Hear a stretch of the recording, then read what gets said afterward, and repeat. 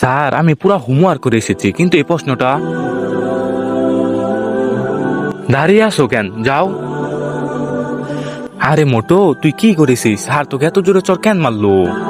আরে মনে হচ্ছে কাউকে খুব কষিয়ে চর মারা হয়েছে। আরে অন্য কেউ না, মোটু চর খেয়েছে। হা হা হা হা হা। তোমরা চলে যাও, না হলে তোমরা চর খেতে পারো। আরে বাপরে, পালাও। এই পাতলু, তুই বল না স্যার মোটুকে কেন চর মারলো? তুই এক কাজ কর, এদিকে আয়, এদিকে আয়, আমি বলছি, আয় আয় এদিকে আয়, আমি বলতেছি এদিকে আয়। এই আবার। আরে ভাগো ভাগো। আমি বুঝে গিয়েছি, মোটো আসলে স্যারের অ্যাক্টিং করছিল, আর স্যার সেটা দেখে ফেলেছে, তাই স্যার তাকে কষিয়ে একটা চর মেরেছে। খুব ভালো হয়েছে, ওকে আরো দেওয়ার দরকার। মনে হচ্ছে মার খাওয়ার জন্য এদের পিঠ চুলকাচ্ছে।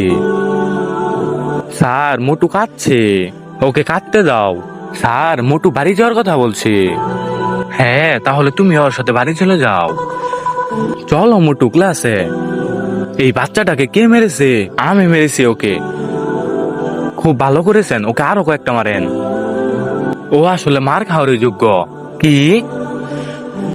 এরপর কি হয়েছে তা দেখার আগে বলো, তোমার কাছে এক বস্তা টাকা বেশি দামি নাকি মা বাবা বেশি দামি? যদি মা বাবা বেশি দামি হয়ে থাকে তাহলে ভিডিওতে লাইক করে চ্যানেলটি সাবস্ক্রাইব করে দাও। লাইক সাবস্ক্রাইব না করলে বুঝো তুমি তোমার মা বাবাকে একটুও ভালোবাসো না।